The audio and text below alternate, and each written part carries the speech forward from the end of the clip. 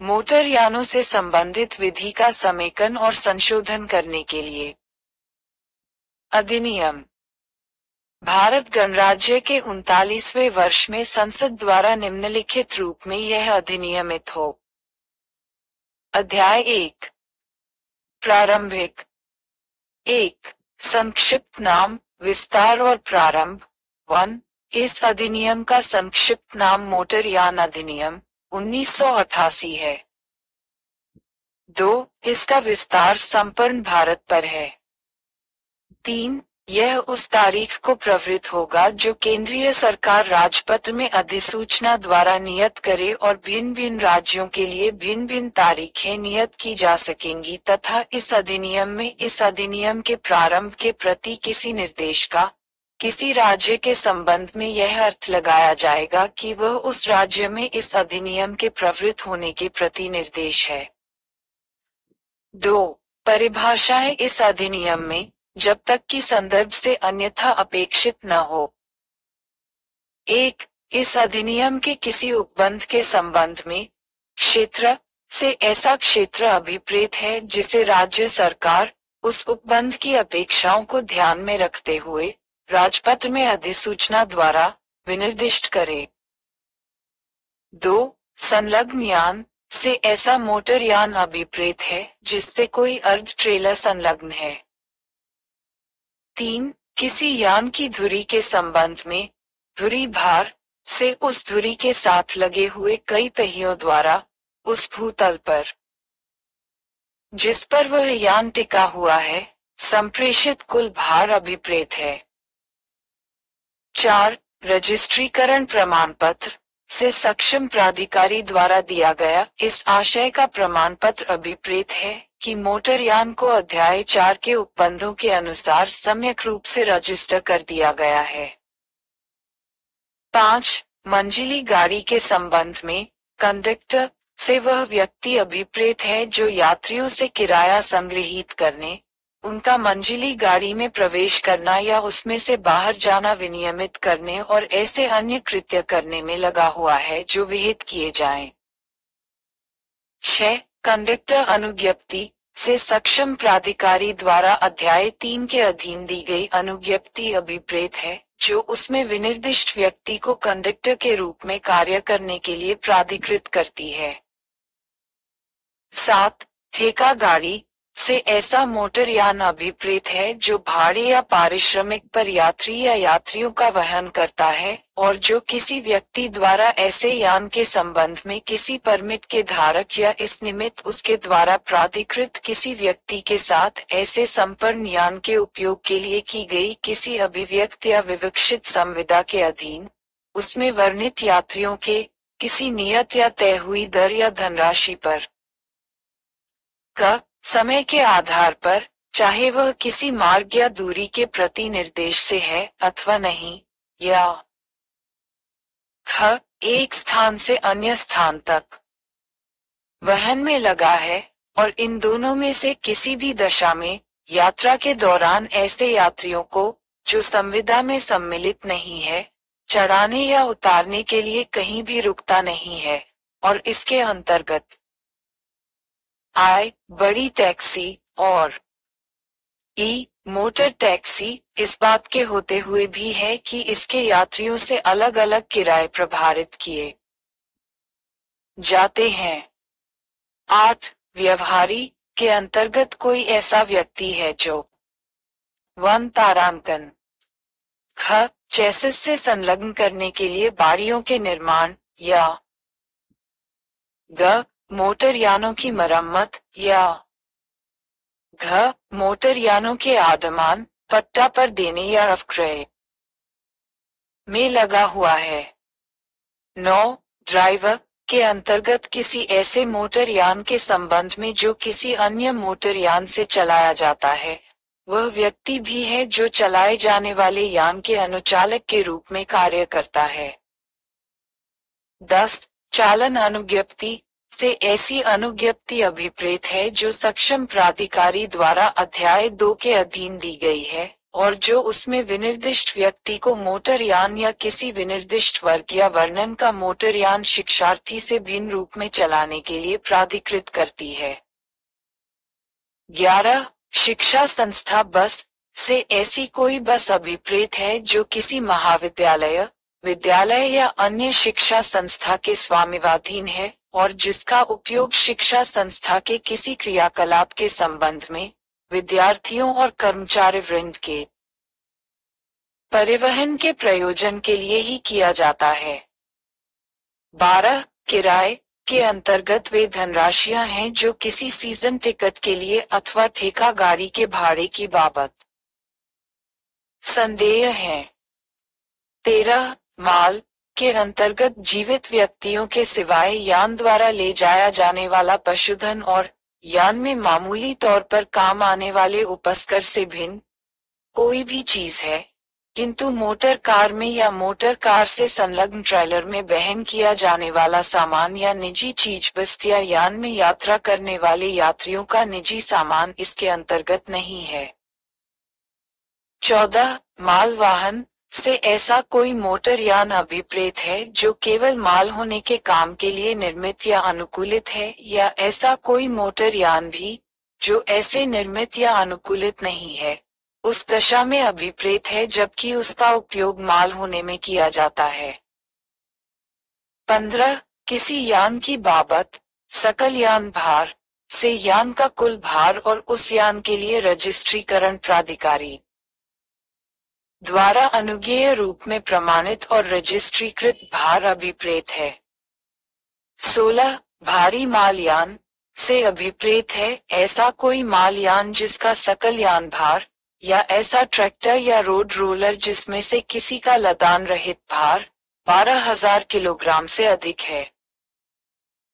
17. भारी यात्री मोटरयान से अभिप्रेत है ऐसा कोई लोक सेवा यान या प्राइवेट सेवा यान या शिक्षा संस्था बस या कोई बस जिसका सकल यान भार, या ऐसी मोटर कार जिसका लदान रहित भार 12,000 किलोग्राम से अधिक है। 18. अशक्त यात्री गाड़ी से ऐसा मोटरयान अभिप्रेत है जो किसी शारीरिक खराबी या निःशक्तता से पीड़ित किसी व्यक्ति के उपयोग के लिए विशेष रूप से परिकल्पित तथा निर्मित है, केवल अनुकूलित नहीं है, और जिसका उपयोग ऐसे व्यक्ति द्वारा या उसके लिए ही किया जाता है। 19. शिक्षार्थी अनुज्ञप्ति से ऐसी अनुज्ञप्ति अभिप्रेत है जो सक्षम प्राधिकारी द्वारा अध्याय 2 के अधीन दी गई है, और जो उसमें विनिर्दिष्ट व्यक्ति को शिक्षार्थी के रूप में कोई मोटरयान या किसी विनिर्दिष्ट वर्ग या वर्णन का मोटरयान चलाने के लिए प्राधिकृत करती है। 20. अनुज्ञापन प्राधिकारी से वह प्राधिकारी अभिप्रेत है जो अध्याय 2 या अध्याय 3 के अधीन अनुज्ञप्ति देने के लिए सशक्त है। 21. हल्का मोटरयान से अभिप्रेत है ऐसा कोई परिवहन यान या बस जिसमें से किसी का सकल यान भार, या ऐसी मोटर कार या ट्रैक्टर या रोड रोलर जिसमें से किसी का लदान रहित भार 7,500 किलोग्राम से अधिक नहीं है। 21. का विनिर्माता से कोई ऐसा व्यक्ति अभिप्रेत है जो मोटरयानों के विनिर्माण में लगा है। 22. बड़ी टैक्सी से ऐसा मोटरयान अभिप्रेत है जो भाड़े या पारिश्रमिक पर 6 से अधिक किंतु 12 से अनधिक यात्रियों का, जिसके अंतर्गत ड्राइवर नहीं है, वहन करने के लिए निर्मित या अनुकूलित है। 23. मध्यम मालयान से हल्के मोटरयान या भारी मालयान से भिन्न कोई माल वाहन अभिप्रेत है। 1994 के अधिनियम सम 054 की धारा 2 द्वारा 14 नवंबर 1994 से लोप किया गया। तारांकन 1994 के अधिनियम सम 054 की धारा 2 द्वारा 14 नवंबर 1994 से प्रतिस्थापित। तारांकन 1994 के अधिनियम सम 054 की धारा 2 द्वारा 14 नवंबर 1994 से अंतःस्थापित।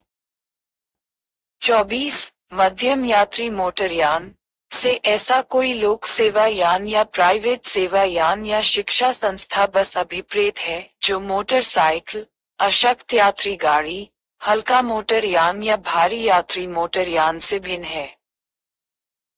25. मोटर टैक्सी से ऐसा कोई मोटर यान अभिप्रेत है जो भाड़े या पारिभाषिक पर अधिक से अधिक 6 यात्रियों का, जिसके अंतर्गत ड्राइवर नहीं है, वहन करने के लिए निर्मित या अनुकूलित है।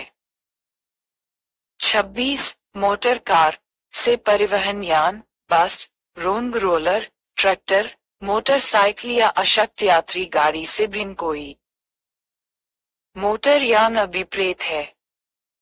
27. मोटरसाइकिल से 2 पहियों वाला ऐसा मोटर यान अभिप्रेत है जिसमें मोटर यान से संलग्न एक अतिरिक्त पहिए वाली साइड कार, जो पृथक की जा सकती है, सम्मिलित है। 28. मोटर यान या यान से कोई ऐसा यंत्र नोदित यान अभिप्रेत है जो सड़कों पर उपयोग के अनुकूल बना लिया गया है, चाहे उसमें नोदन शक्ति किसी बाहरी स्रोत से संचारित की जाती हो या आंतरिक स्रोत से, और इसके अंतर्गत चेसिस, जिससे बॉडी संलग्न नहीं है, और ट्रेलर भी है, किंतु इसके अंतर्गत पटरियों पर चलने वाला यान अथवा केवल कारखाने में या अन्य किसी सीमाबद्ध परिसर में उपयोग किए जाने के अनुकूल बना लिया गया विशेष प्रकार का यान, या 4 से कम पहियों वाला यान जिसमें 25 घन सेंटीमीटर से अनधिक क्षमता वाला इंजन लगाया गया है, नहीं है।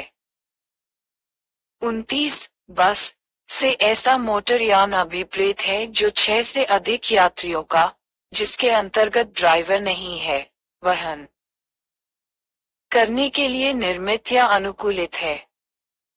30. स्वामी से वह व्यक्ति अभिप्रेत है जिसके नाम में मोटर यान रजिस्टर है, और जहां ऐसा व्यक्ति अव्यस्क है, वहां उस अव्यस्क का संरक्षक अभिप्रेत है, और उस मोटर यान के संबंध में जो विक्रय करार या पट्टे के करार या आदमान के करार पर लिया गया है, वह व्यक्ति अभिप्रेत है जिसका उस यान पर उस करार के अधीन कब्जा है। 31. परमिट से ऐसा परमिट अभिप्रेत है जो राज्य या प्रादेशिक परिवहन प्राधिकरण ने या इस अधिनियम के अधीन इस निमित्त विहित प्राधिकारी ने किसी मोटर यान का परिवहन यान के रूप में उपयोग करने के लिए प्राधिकृत करते हुए दिया है। 32. विहित से इस अधिनियम के अधीन बनाए गए नियमों द्वारा विहित अभिप्रेत है। 33. प्राइवेट सेवा यान से ऐसा मोटर यान अभिप्रेत है जो 6 से अधिक व्यक्तियों का, जिसके अंतर्गत ड्राइवर नहीं है, वहन करने के लिए निर्मित या अनुकूलित है, और साधारणतः ऐसे यान के स्वामी द्वारा या उसकी ओर से भाड़े या पारिश्रमिक से, अन्यथा उसके व्यापार या कारोबार के लिए या उसके संबंध में व्यक्तियों का वहन करने के प्रयोजन के लिए उपयोग में लाया जाता है, किंतु इसमें लोक प्रयोजनों के लिए उपयोग में लाया जाने वाला मोटर यान नहीं है। 34. सार्वजनिक स्थान से ऐसी सड़क, गली, मार्ग या अन्य स्थान, चाहे वह आम रास्ता हो या नहीं, अभिप्रेत है जिस पर जनता को पहुंच का अधिकार प्राप्त है, और इसके अंतर्गत कोई ऐसा स्थान या अड्डा भी है जहां पर मंजिली गाड़ी द्वारा यात्रियों को चढ़ाया या उतारा जाता है।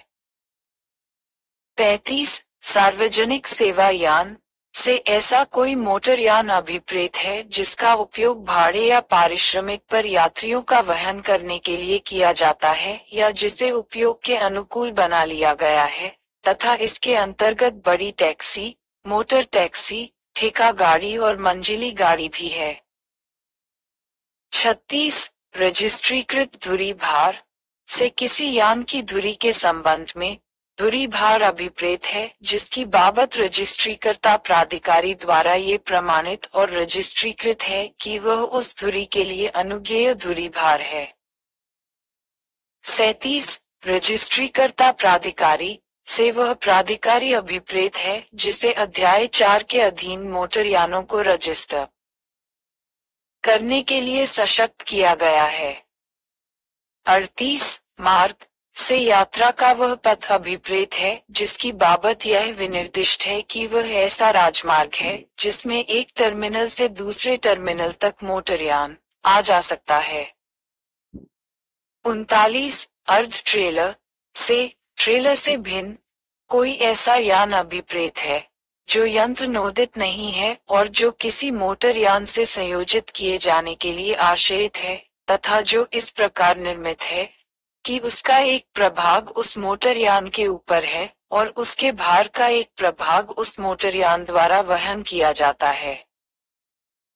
1994 के अधिनियम सम 054 की धारा 2 द्वारा 40 मंजिली गाड़ी से ऐसा मोटरयान अभिप्रेत है जो भाड़े या पारिश्रमिक पर 6 से अधिक यात्रियों का, जिसके अंतर्गत ड्राइवर नहीं है, पूरी यात्रा अथवा यात्रा की मंजिलों तक के लिए अलग अलग यात्रियों द्वारा या उनकी ओर से दिए गए अलग अलग किरायों पर वहन करने के लिए निर्मित या अनुकूलित है।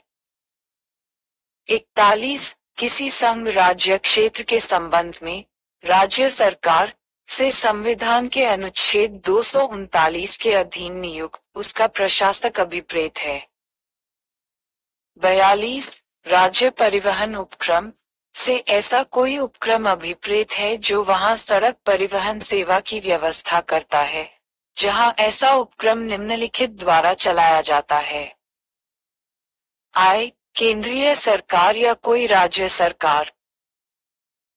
सड़क परिवहन निगम अधिनियम 1950 का 64 की धारा 3 के अधीन स्थापित कोई सड़क परिवहन निगम।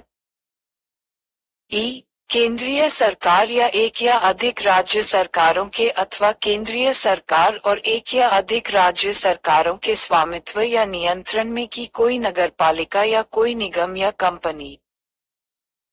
1 जिला परिषद या वैसा ही कोई अन्य स्थानीय प्राधिकारी। स्पष्टीकरण इस खंड के प्रयोजनों के लिए सड़क परिवहन सेवा से भाड़े या पारिश्रमिक पर सड़क मार्ग द्वारा यात्रियों या माल अथवा दोनों का वहन करने वाली मोटरयान सेवा अभिप्रेत है। 43 पर्यटन यान से ऐसी ठेका गाड़ी अभिप्रेत है जो उन विनिर्देशों के अनुसार निर्मित या अनुकूलित, सज्जित और अनुरक्षित है जिन्हें इस निमित्त विनिर्दिष्ट किया जाए। 44 ट्रैक्टर से ऐसा मोटरयान अभिप्रेत है जो स्वयं नोदन के प्रयोजन के लिए काम में आने वाले उपस्कर से भिन्न कोई भार वहन करने के लिए निर्मित नहीं है, किंतु इसके अंतर्गत रोड रोलर नहीं है। 45 यातायात संकेत के अंतर्गत सभी संकेत, चेतावनी संकेत स्तंभ, दिशा सूचक स्तंभ, सड़कों पर चिन्हांकन या अन्य युक्तियां हैं जो मोटरयानों के ड्राइवरों की जानकारी, मार्गदर्शन या निर्देशन के लिए है। 46 ट्रेलर से अर्ध ट्रेलर और साइड कार से भिन्न कोई ऐसा यान अभिप्रेत है जो मोटरयान के द्वारा खींचा जाता है अथवा खींचे जाने के लिए आश्रयित है। 47 परिवहन यान से कोई सार्वजनिक सेवा यान, मालवाहन, शिक्षा संस्था बस या प्राइवेट सेवा यान अभिप्रेत है।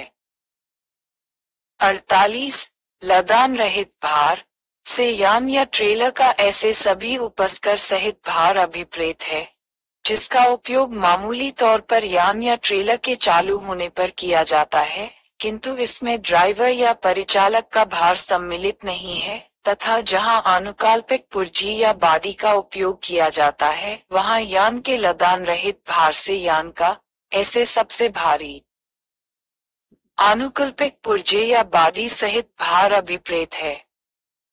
49 भार से यान के पहियों द्वारा उस भूतल पर जिस पर वह यान टिका हुआ है उस समय संचारित किया जाने वाला कुल भार अभिप्रेत है।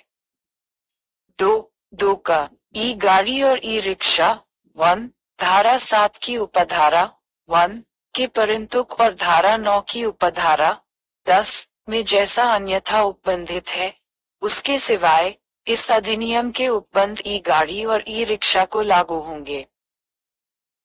2 इस धारा के प्रयोजनों के लिए ई गाड़ी या ई रिक्शा से भाड़े या पारिश्रमिक के लिए यथास्थिति माल या यात्रियों के वहन हेतु ऐसे विनिर्देशों के अनुसार जो इस निमित्त विहित किए जाएं, विनिर्मित, सन्निर्मित या अनुकूलित, सुसज्जित और अनुरक्षित एक 3 पहियों वाला 4000 वॉट से अनधिक विद्युत शक्ति का विशेष प्रयोजन बैटरी युक्त यान अभिप्रेत है। अध्याय 2 मोटर यानों के ड्राइवरों का अनुज्ञापन। 3 चालन अनुमति की आवश्यकता। 1 कोई व्यक्ति किसी सार्वजनिक स्थान में मोटर यान तभी चलाएगा जब उसके पास यान चलाने के लिए उसे प्राधिकृत करते हुए उसके नाम में दी गई प्रभावी चालन अनुज्ञप्ति है, और कोई भी व्यक्ति ऐसी मोटर टैक्सी या मोटरसाइकिल से भिन्न जिसे उसने अपने उपयोग के लिए भाड़े पर लिया है या धारा 75 की उपधारा 2 के अधीन बनाए गई किसी स्कीम के अधीन किराए पर लिया है। परिवहन यान को इस प्रकार तभी चलाएगा जब उसकी चालन अनुज्ञप्ति उसे विनिर्दिष्ट रूप से ऐसा करने का हकदार बनाती है।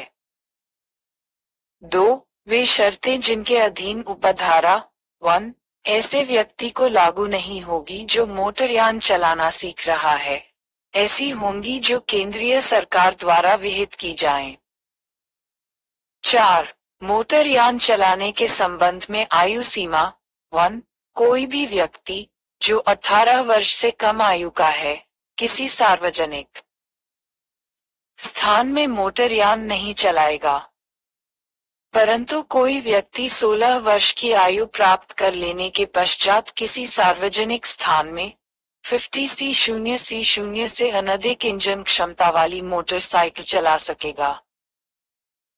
2 धारा 18 के उपबंधों के अधीन रहते हुए कोई भी व्यक्ति जो 20 वर्ष से कम आयु का है, किसी सार्वजनिक स्थान में परिवहन यान नहीं चलाएगा। 3 कोई शिक्षार्थी अनुज्ञप्ति या चालन अनुज्ञप्ति उस वर्ग के जिसके लिए उसने आवेदन किया है, किसी यान को चलाने के लिए किसी व्यक्ति को तब तक नहीं दी जाएगी जब तक कि वह इस धारा के अधीन उस वर्ग के यान को चलाने के लिए पात्र नहीं है। 5 धारा 3 और धारा 4 के उल्लंघन के लिए मोटर यानों के स्वामियों का उत्तरदायित्व। मोटर यान का कोई भी स्वामी या भारसाधक व्यक्ति ऐसे किसी व्यक्ति से जो धारा 3 या धारा 4 के उपबंधों की पूर्ति नहीं करता है, न तो यान चलवाएगा न उसे चलाने की अनुज्ञा देगा। 6 चालन अनुज्ञप्तियां धारण करने पर निर्बंधन। 1 कोई भी व्यक्ति उस समय के दौरान जब वह तत्समय प्रवृत्त कोई चालन अनुज्ञप्ति धारण करता है, शिक्षार्थी अनुज्ञप्ति या धारा 18 के उपबंधों के अनुसार दी गई चालन अनुज्ञप्ति के सिवाय या ऐसी दस्तावेज के सिवाय जिसमें उसमें विनिर्दिष्ट व्यक्ति को धारा 139 के अधीन बनाए गए नियमों के अनुसार मोटरयान चलाने के लिए प्राधिकृत किया गया है, कोई अन्य चालन अनुज्ञप्ति धारण नहीं करेगा। 2 चालन अनुज्ञप्ति या शिक्षार्थी अनुज्ञप्ति का धारक अन्य किसी व्यक्ति को उसका उपयोग करने की अनुज्ञा नहीं देगा।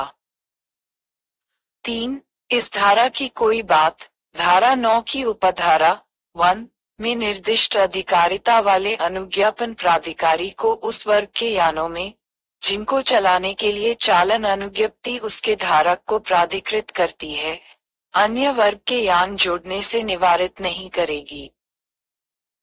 7 कुछ यानों के लिए शिक्षार्थी अनुज्ञप्ति के दिए जाने पर निर्बंधन। 1 किसी भी व्यक्ति को परिवहन यान चलाने के लिए शिक्षार्थी अनुज्ञप्ति तब तक नहीं दी जाएगी जब तक कि उसने हल्का मोटर यान चलाने के लिए कम से कम 1 वर्ष तक चालन अनुज्ञप्ति धारण नहीं की है। तारांकन परंतु इस उपधारा में अंतर्विष्ट कोई बात ई गाड़ी या ई रिक्शा को लागू नहीं होगी।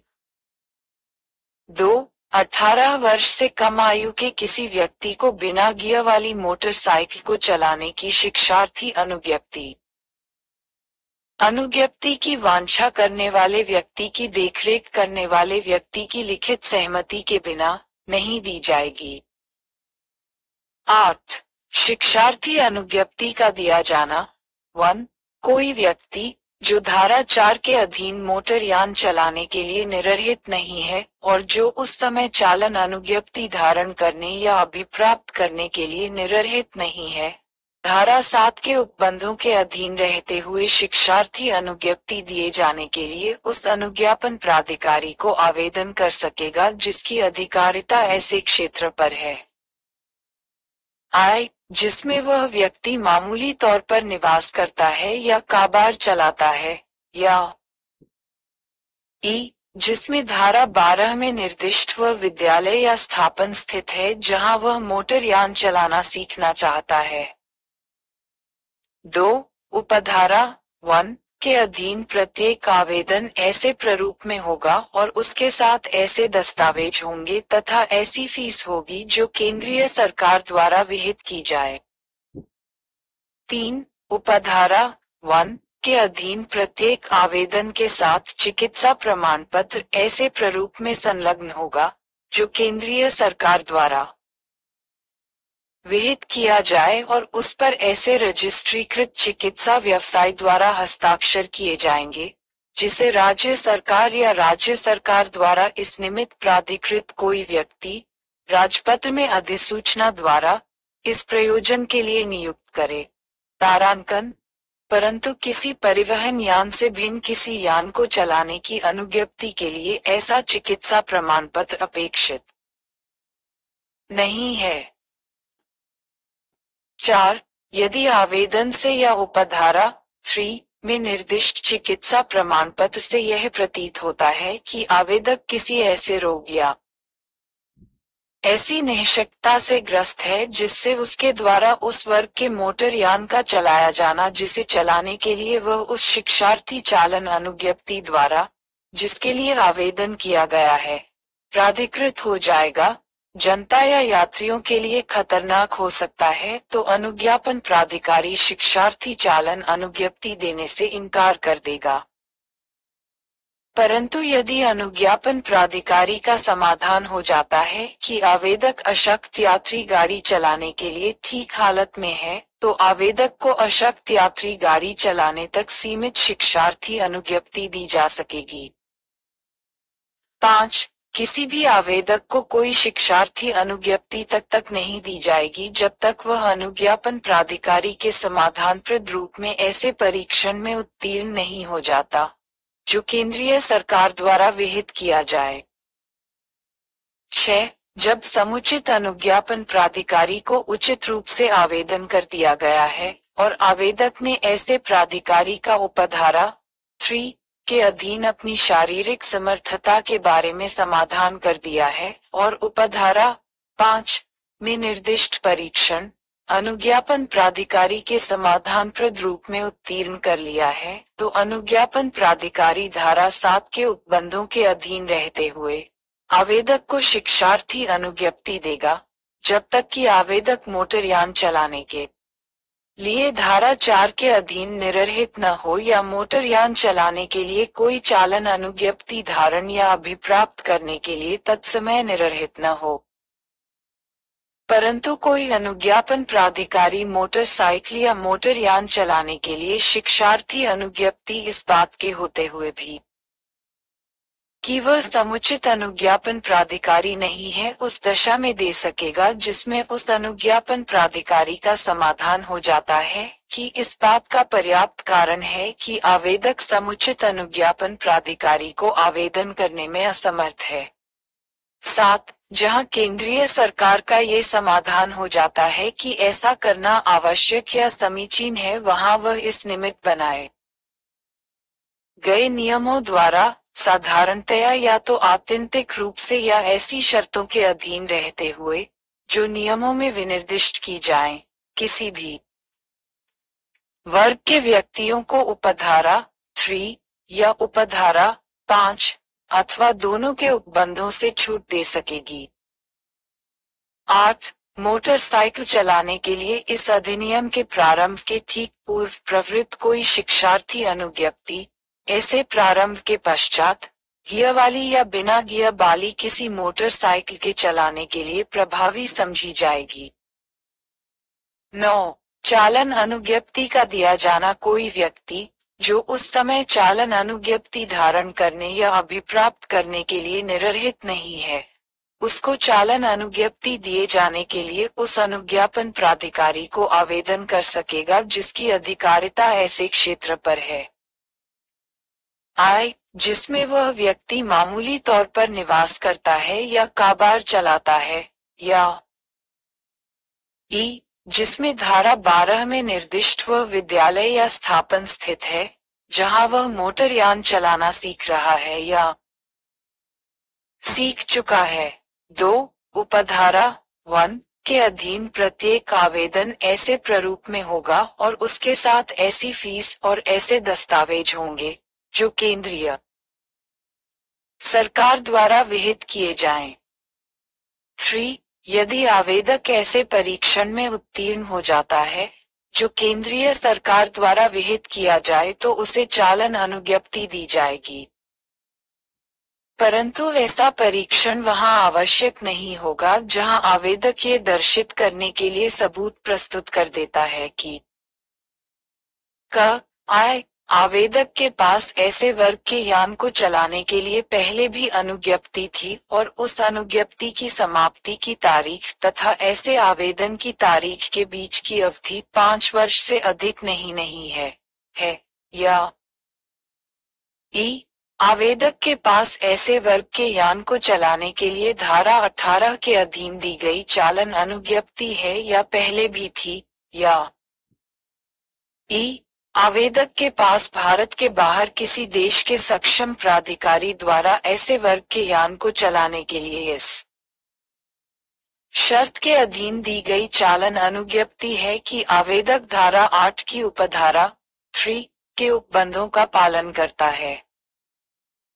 ख, आवेदक ऐसी किसी निशक्तता से ग्रस्त नहीं है जिससे उसके द्वारा यान का चलाया जाना जनता के लिए खतरनाक हो सकता है और अनुज्ञापन प्राधिकारी उस प्रयोजन के लिए आवेदक से उसी प्रारूप और उसी रीति से जो धारा 8 की उपधारा 3 में निर्दिष्ट है, एक चिकित्सा प्रमाण पत्र प्रस्तुत करने की अपेक्षा कर सकेगा।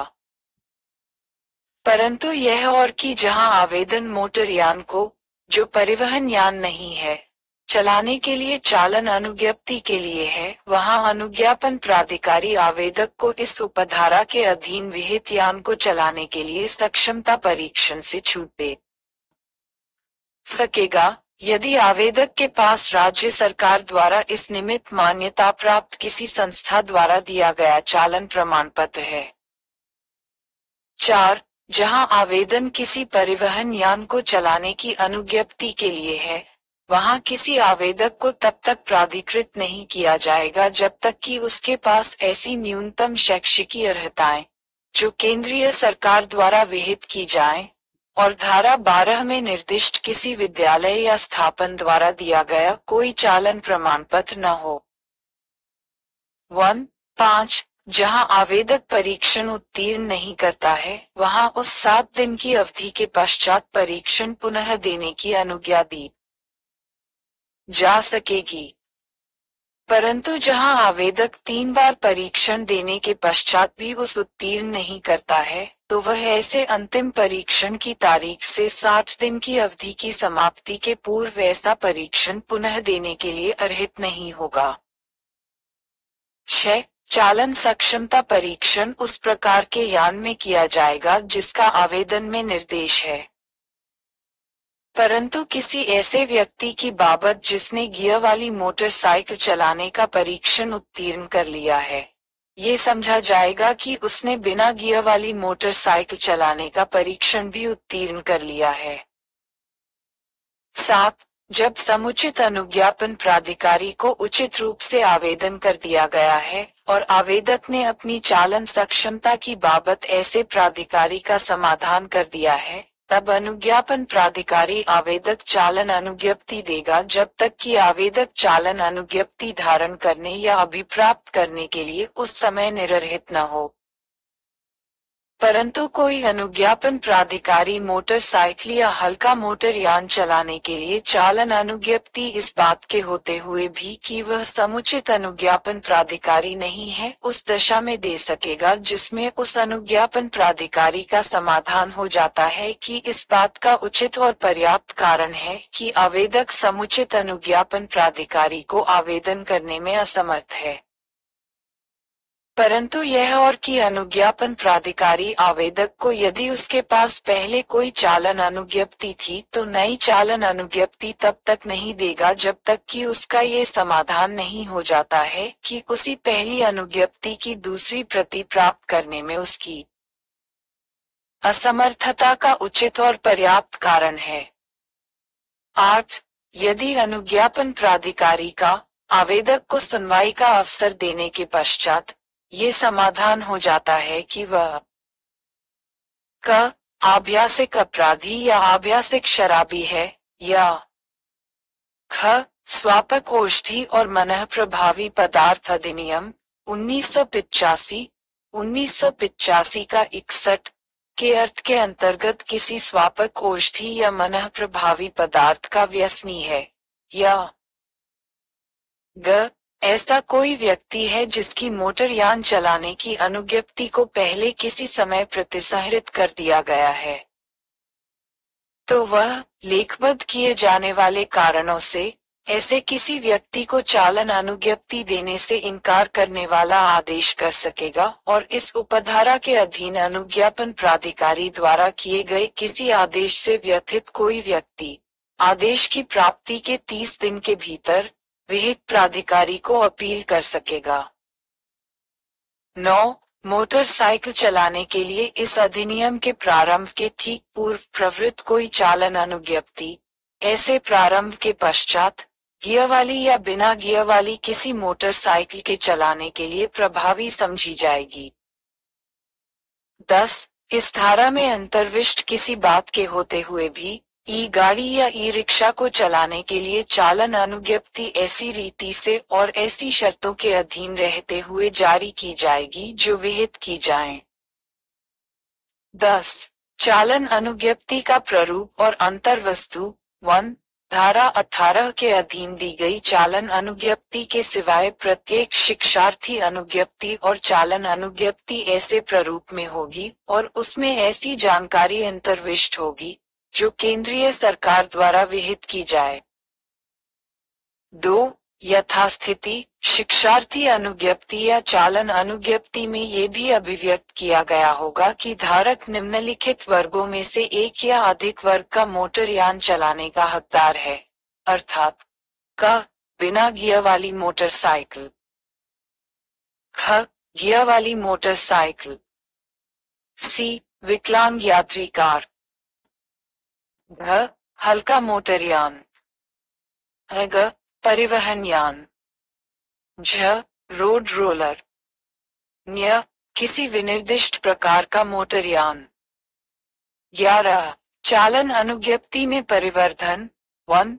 किसी वर्ग या वर्णन के मोटर यानों को चलाने की चालन अनुज्ञप्ति धारण करने वाला कोई व्यक्ति जो किसी अन्य वर्ग या वर्णन के मोटर यानों को चलाने के लिए चालन अनुज्ञप्ति को धारण या अभिप्राप्त करने के लिए तत्समय निर्हित नहीं है, उस अनुज्ञप्ति में ऐसे अन्य वर्ग या वर्णन के मोटर यानों को जोड़ देने के लिए उस अनुज्ञापन प्राधिकारी को जिसकी उस क्षेत्र पर अधिकारिता है जिसमें वह निवास करता है या अपना कारोबार चलाता है, ऐसे प्रारूप में और ऐसे दस्तावेजों सहित तथा ऐसी फीस के साथ जो केंद्रीय सरकार द्वारा विहित की जाए, आवेदन कर सकेगा। 2. ऐसे नियमों के अधीन रहते हुए जो केंद्रीय सरकार द्वारा विहित किए जाएं, धारा 9 के उपबंध इस धारा के अधीन आवेदन को उसी प्रकार लागू होंगे मानो उक्त आवेदन उस धारा के अधीन उस वर्ग या वर्णन के मोटरयान को चलाने की जिसे आवेदक अपनी अनुज्ञप्ति में जुड़वाना चाहता है, अनुज्ञप्ति दिए जाने के लिए आवेदन है। 12. मोटर यानों के चलाने की शिक्षा देने के लिए विद्यालयों या स्थापनों का अनुज्ञापन और विनियमन 1. केंद्रीय सरकार मोटर यानों के चलाने और उससे संबंधित विषयों में शिक्षा देने के लिए विद्यालयों या स्थापनों के, चाहे वे किसी भी नाम से ज्ञात हों, राज्य सरकारों द्वारा अनुज्ञापन और विनियमन के प्रयोजन के लिए नियम बना सकेगी। 2. विशिष्टता और पूर्वगामी शक्ति की व्यापकता पर प्रतिकूल प्रभाव डाले बिना ऐसे नियमों में निम्नलिखित सभी या किन्हीं विषयों के लिए उपबंध किया जा सकेगा, अर्थात क. ऐसे विद्यालयों या स्थापनों का अनुज्ञापन जिसके अंतर्गत ऐसी अनुज्ञप्तियों का दिया जाना नवीकरण और प्रतिसंहरण भी है। ख. ऐसे विद्यालयों या स्थापनों का पर्यवेक्षण। ग. आवेदन का प्रारूप और अनुज्ञप्ति का प्रारूप और वे विशिष्टियां जो उसमें अंतर्विष्ट होंगी। घ. वह फीस जो ऐसी अनुज्ञप्तियों के लिए आवेदन के साथ दी जाएगी। अग. वे शर्तें जिनके अधीन रहते हुए ऐसी अनुज्ञप्तियां दी जा सकेंगी। च. ऐसी अनुज्ञप्तियों के दिए जाने या नवीकरण से इनकार किए जाने के आदेशों के विरुद्ध अपीलें और ऐसी अनुज्ञप्तियों का प्रतिसंहरण करने वाले आदेशों के विरुद्ध अपीलें। 6. वे शर्तें जिनके अधीन रहते हुए कोई व्यक्ति मोटर यानों के चलाने में शिक्षा देने के लिए किसी ऐसे विद्यालय या स्थापन की स्थापना और उसका अनुरक्षण कर सकेगा।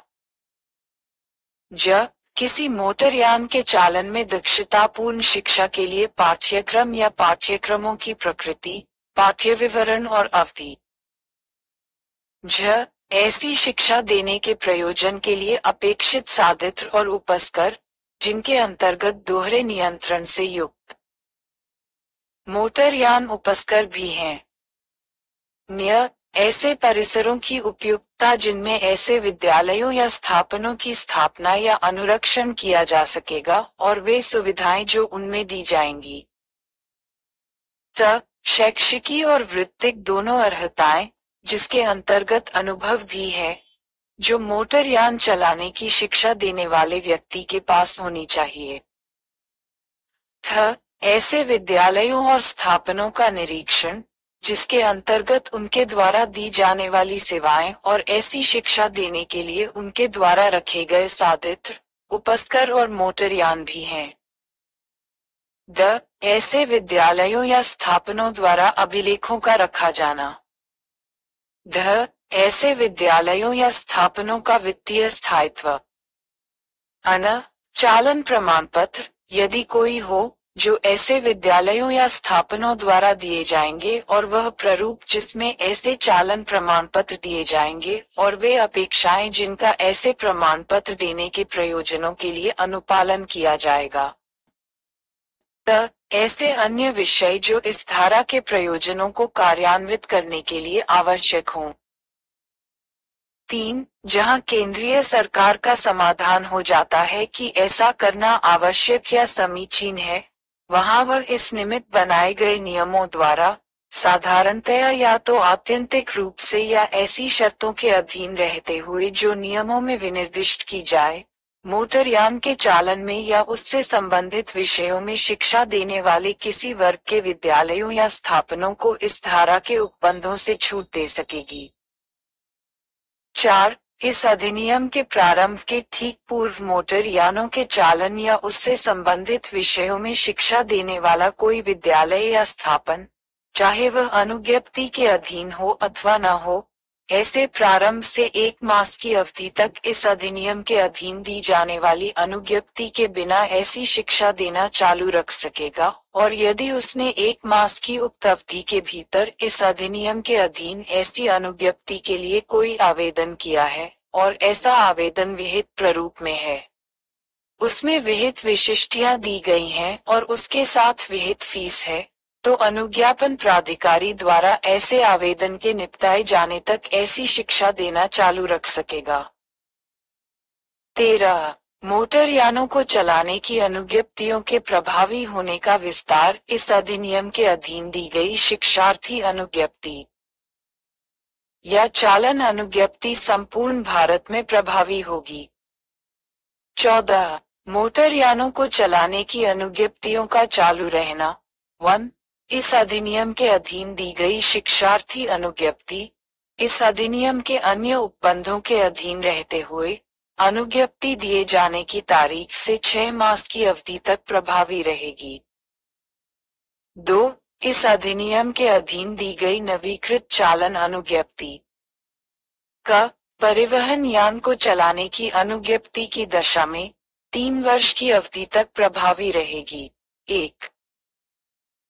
2. परंतु खतरनाक या परिसंकटमय प्रकृति के माल को ले जाने वाले परिवहन यान को चलाने की अनुज्ञप्ति की दशा में वह 1 वर्ष की अवधि के लिए प्रभावी रहेगी और उसका नवीकरण इस शर्त के अधीन होगा कि चालक विहित पाठ्य विवरण का 1 दिन का पुनश्चर्या पाठ पूरा करेगा। और ख. किसी अन्य अनुज्ञप्ति की दशा में आय यदि उस व्यक्ति ने जिसने या तो मूल रूप से अनुज्ञप्ति अभिप्राप्त की है या उसका नवीकरण कराया है यथास्थिति उसके दिए जाने या नवीकरण की तारीख को 50 वर्ष की आयु प्राप्त नहीं की है तो अनुज्ञप्ति के दिए जाने या नवीकरण की तारीख से 20 वर्ष की अवधि तक या उस तारीख तक जिसको ऐसा व्यक्ति 50 वर्ष की आयु प्राप्त करता है, इनमें से जो भी पूर्वतर हो प्रभावी रहेगी। यदि उपखंड आय में निर्दिष्ट व्यक्ति ने यथास्थिति अनुज्ञप्ति के दिए जाने या उसका नवीकरण ऐसी फीस के संदाय पर जो विहित की जाए किए जाने की तारीख को 50 वर्ष की आयु प्राप्त कर ली है तो ऐसी अनुज्ञप्ति उसके दिए जाने या उसका नवीकरण किए जाने की तारीख से 5 वर्ष की अवधि तक प्रभावी रहेगी। परंतु प्रत्येक चालन अनुज्ञप्ति इस उपधारा के अधीन उसके समाप्त हो जाने पर भी ऐसी समाप्ति से 30 दिन की अवधि तक प्रभावी बनी रहेगी। 15. चालन अनुज्ञप्तियों का नवीकरण 1. कोई भी अनुज्ञापन प्राधिकारी उसे आवेदन किए जाने पर इस अधिनियम के उपबंधों के अधीन दी गई हो उसकी समाप्ति की तारीख से नवीकृत कर सकेगा को जो किसी चालन अनुज्ञप्ति परंतु ऐसी दशा में जिसमें कि चालन अनुज्ञप्ति के नवीकरण के लिए आवेदन उसकी समाप्ति को तारीख से 30 दिन के पश्चात किया गया है, चालन अनुज्ञप्ति उसके नवीकरण की तारीख से नवीकृत की जाएगी। परंतु यह और कि जहां आवेदन परिवहन यान चलाने की अनुज्ञप्ति के नवीकरण के लिए है या जहां किसी अन्य दशा में आवेदक ने 40 वर्ष की आयु प्राप्त कर ली है वहां उसके साथ धारा 8 की उपधारा 3 में निर्दिष्ट प्रारूप और रीति में चिकित्सा प्रमाण पत्र होगा और धारा 8 की उपधारा 4 के उपबंध जहां तक हो सके ऐसी प्रत्येक दशा के संबंध में उसी प्रकार लागू होंगे जिस प्रकार वे शिक्षार्थी अनुज्ञप्ति के संबंध में लागू होते हैं। 2. चालन अनुज्ञप्ति के नवीकरण के लिए आवेदन ऐसे प्रारूप में किया जाएगा और उसके साथ ऐसे दस्तावेज होंगे जो केंद्रीय सरकार द्वारा विहित किए जाएं। 1994 के अधिनियम सम 054 की धारा 9 द्वारा 14 नवंबर 1994 से लोप किया गया।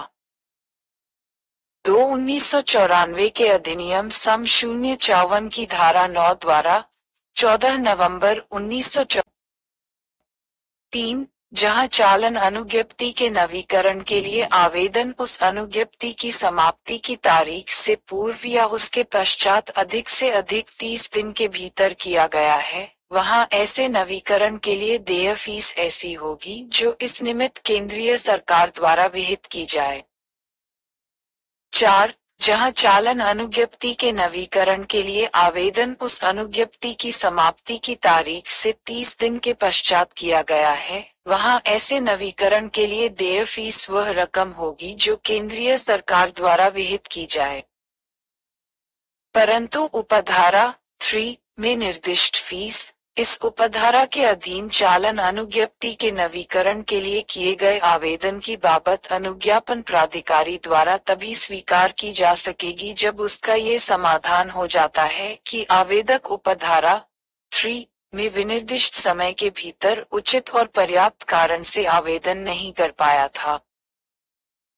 परंतु यह और कि यदि चालन अनुज्ञप्ति के प्रभावहीन होने से 5 वर्ष से अधिक के पश्चात आवेदन किया गया है, तो अनुज्ञापन प्राधिकारी चालन अनुज्ञप्ति को नवीकृत करने से इनकार कर सकेगा, जब तक कि आवेदक उस प्राधिकारी के समाधानप्रद रूप में धारा 9 की उपधारा 3 में निर्दिष्ट चालन सक्षमता परीक्षण नहीं दे देता और उसमें उत्तीर्ण नहीं हो जाता। 5. जहां नवीकरण के लिए आवेदन नामंजूर कर दिया गया है, वहां संदत फीस उतनी सीमा तक और ऐसी रीति में जो केंद्रीय सरकार द्वारा विहित की जाए, वापस कर दी जाएगी। 6. जब चालन अनुज्ञप्ति का नवीकरण करने वाला प्राधिकारी वह प्राधिकारी नहीं है जिसने चालन अनुज्ञप्ति दी थी, तब वह नवीकरण के तथ्य की सूचना उस प्राधिकारी को देगा जिसने चालन अनुज्ञप्ति दी थी। 16. रोग या नैतिकता के आधार पर चालन अनुज्ञप्ति का प्रतिसंहरण पूर्वगामी धाराओं में किसी बात के होते हुए भी, यदि किसी अनुज्ञापन प्राधिकारी के पास यह विश्वास करने के समुचित आधार हैं कि किसी चालन अनुज्ञप्ति का कोई धारक किसी रोग या नैतिकता के आधार पर मोटर यान चलाने के अयोग्य है, तो वह अनुज्ञापन प्राधिकारी किसी भी समय उस चालन अनुज्ञप्ति को प्रतिसंहरित कर सकेगा या ऐसी चालन अनुज्ञप्ति के धारक से उसे धारित करते रहने की शर्त के तौर पर यह अपेक्षा कर सकेगा कि वह उसी प्रारूप और उसी रीति में जो धारा 8 की उपधारा 3 में निर्दिष्ट है, एक नया चिकित्सा प्रमाण पत्र प्रस्तुत करे, और जहां चालन अनुज्ञप्ति को प्रतिसंहरित करने वाला प्राधिकारी वह प्राधिकारी नहीं है जिसने चालन अनुज्ञप्ति दी थी, तब वह चालन अनुज्ञप्ति देने वाले प्राधिकारी को प्रतिसंहरण के तथ्य की सूचना देगा। 17. चालन अनुज्ञप्तियां देने से इनकार करने या उनके प्रतिसंहरण के आदेश तथा उनसे अपील। 1. जब अनुज्ञापन प्राधिकारी शिक्षार्थी अनुज्ञप्ति देने या चालन अनुज्ञप्ति देने से या उसका नवीकरण करने से इनकार करता है या उसका प्रतिसंहरण करता है या किसी चालन अनुज्ञप्ति में किसी वर्ग के मोटर यान जोड़ने से इनकार करता है, तब वह आदेश द्वारा ऐसा करेगा जिसकी संसूचना यथास्थिति आवेदक या धारक को दी जाएगी और उसमें ऐसे इनकार या प्रतिसंहरण के कारण लिखित रूप में दिए जाएंगे। 2. उपधारा 1 के अधीन दिए गए आदेश से व्यथित कोई व्यक्ति अपने पर आदेश की तामील के 30 दिन के भीतर विहित प्राधिकारी को अपील कर सकेगा, जो ऐसे व्यक्ति को और उस प्राधिकारी को जिसने आदेश दिया है सुनवाई का अवसर देने के पश्चात अपील का विनिश्चय करेगा, और अपील प्राधिकारी का विनिश्चय उस प्राधिकारी पर आबद्धकर होगा जिसने आदेश दिया था। 18. केंद्रीय सरकार के मोटर यानों को चलाने के लिए चालन अनुज्ञप्ति 1 ऐसा प्राधिकारी जो केंद्रीय सरकार द्वारा विहित किया जाए, ऐसे व्यक्तियों को जिन्होंने 18 वर्ष की आयु पूरी कर ली है, ऐसे मोटर यान चलाने के लिए जो केंद्रीय सरकार की संपत्ति है या उस समय अनन्य रूप से उसके नियंत्रणाधीन है, और देश की रक्षा से संबंधित सरकारी प्रयोजनों के लिए जिनका किसी वाणिज्यिक उद्यम से कोई संबंध नहीं है, उपयोग में लाए जाते हैं, भारत भर में विधिमान्य चालन अनुज्ञप्ति दे सकेगा। 2. इस धारा के अधीन दी गई चालन अनुज्ञप्ति में उस वर्ग या वर्णन के यानों को जिन्हें चलाने के लिए उसका धारक हकदार है और उस अवधि को जिसके लिए वह इस प्रकार हकदार है विनिर्दिष्ट किया जाएगा। 3. इस धारा के अधीन दी गई चालन अनुज्ञप्ति से उसका धारक उस मोटर यान के सिवाय जो उपधारा 1 में निर्दिष्ट है कोई अन्य मोटर यान चलाने का हकदार नहीं होगा। 4. इस धारा के अधीन कोई चालन अनुज्ञप्ति देने वाला प्राधिकारी किसी राज्य सरकार के अनुरोध पर ऐसे व्यक्ति की बाबत जिसे चालन अनुज्ञप्ति दी गई है, ऐसी जानकारी देगा जैसी वह सरकार किसी समय मांगे। 19. अनुज्ञापन प्राधिकारी की चालन अनुज्ञप्ति धारण करने से निरर्हित करने या उसे प्रतिसंहरित करने की शक्ति। 1. यदि अनुज्ञापन प्राधिकारी का चालन अनुज्ञप्ति के धारक को सुनवाई का अवसर देने के पश्चात यह समाधान हो जाता है कि वह क आभ्यासिक अपराधी या आभ्यासिक शराबी है, या ख स्वापक औषधि और मनः प्रभावी पदार्थ अधिनियम 1985 का 61 के अर्थ के अंतर्गत किसी स्वापक औषधि या मनः प्रभावी पदार्थ का व्यसनी है, या ग कोई संज्ञेय अपराध करने में मोटर यान का उपयोग कर चुका है।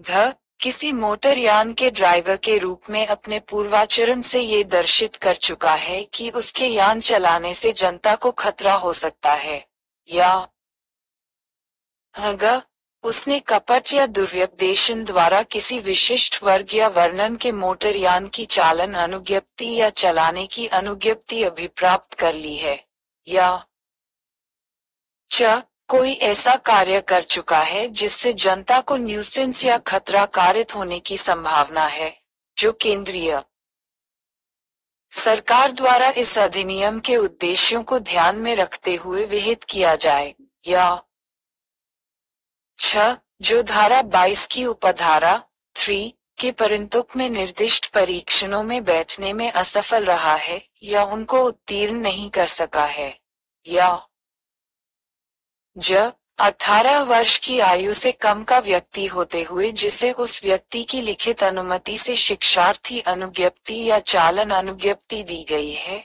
जो अनुज्ञप्ति के धारक की देखभाल करता है और जो अब ऐसी देखभाल में नहीं है, तो वह अनुज्ञापन प्राधिकारी ऐसे कारणों से जो लेखबद्ध किए जाएंगे आय उस व्यक्ति को अनुज्ञप्ति में विनिर्दिष्ट सभी या किन्हीं वर्गों या वर्णों के यान चलाने की कोई चालन अनुज्ञप्ति धारण करने या अभिप्राप्त करने से किसी विनिर्दिष्ट अवधि के लिए निरर्हित करने का आदेश दे सकेगा, या ई ऐसी किसी अनुज्ञप्ति को प्रतिसंहरित कर सकेगा।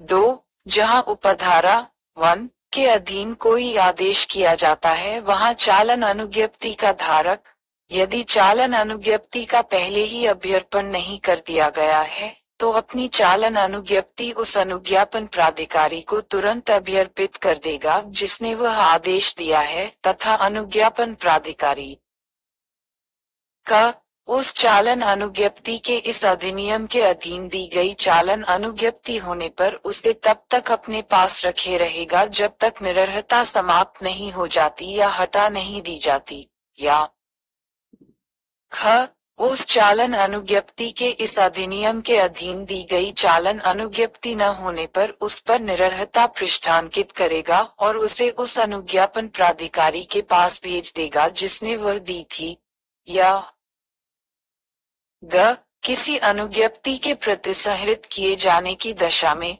उस पर प्रतिसंहरित का पृष्ठांकन करेगा और यदि वह ऐसा प्राधिकारी नहीं है जिसने वह दी थी, तो वह प्रतिसंहरण के तथ्य की सूचना उस प्राधिकारी को देगा जिसने वह अनुज्ञप्ति दी थी।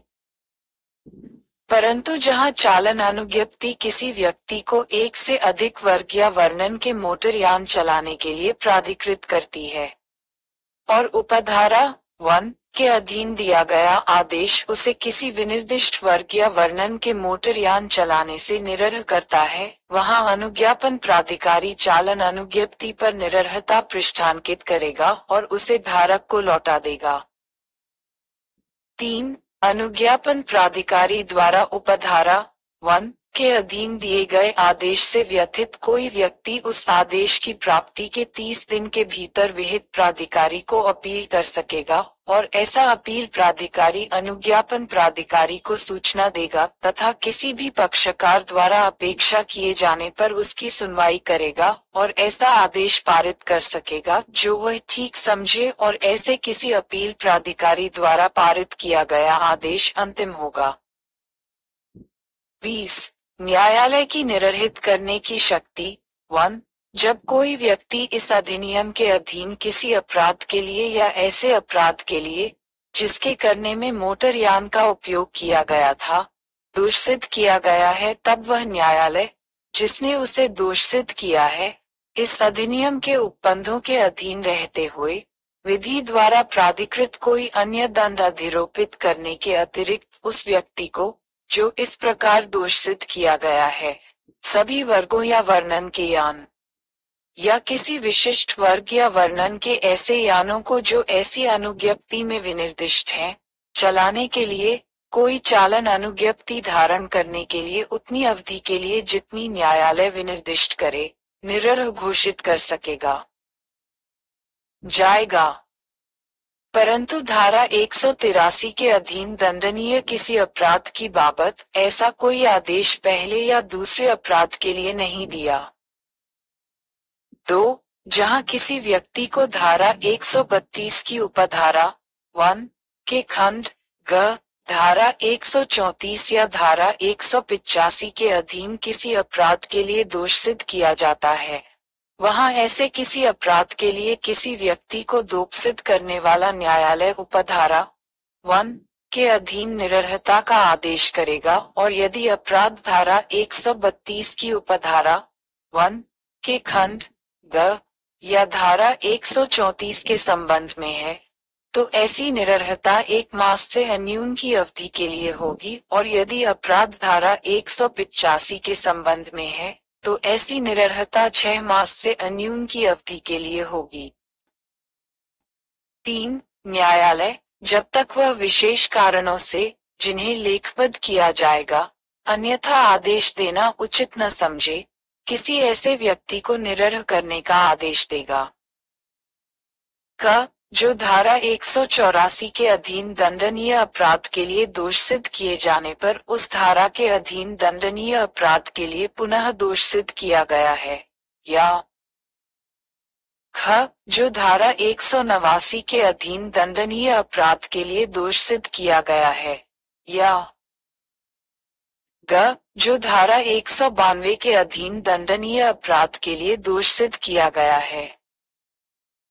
परंतु निरर्हता की अवधि खंड क में निर्दिष्ट दशा में 5 वर्ष से या खंड ख में निर्दिष्ट दशा में 2 वर्ष से या खंड ग में निर्दिष्ट दशा में 1 वर्ष से अधिक नहीं होगी।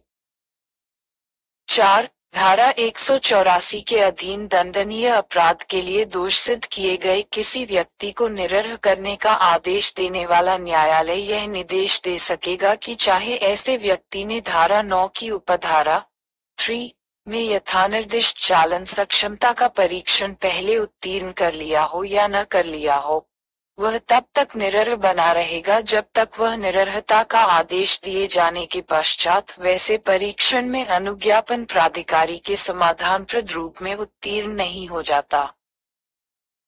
5. वह न्यायालय जिसको सामान्यतः उपधारा 1 में विनिर्दिष्ट प्रकार के अपराध के लिए हुई किसी दोष सिद्धि की अपील की जा सकेगी, उस उपधारा के अधीन किए गए निरर्हता के किसी आदेश को इस बात के होते हुए भी अपास्त कर सकेगा या उसमें परिवर्तन कर सकेगा कि उस दोष सिद्धि के विरुद्ध कोई अपील नहीं होगी जिसके परिणामस्वरूप निरर्हता का ऐसा आदेश किया गया था।